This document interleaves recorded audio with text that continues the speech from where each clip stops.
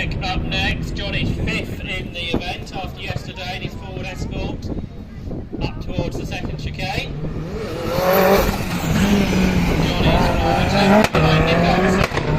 He is 3 tenths ahead of Paul Kelly, who he is battling with. He's less than a second for the podium position on the outright order.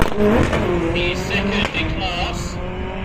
So yesterday did a 37.8, and he does the same, 37.8 again for John Peck. Peugeot 206 through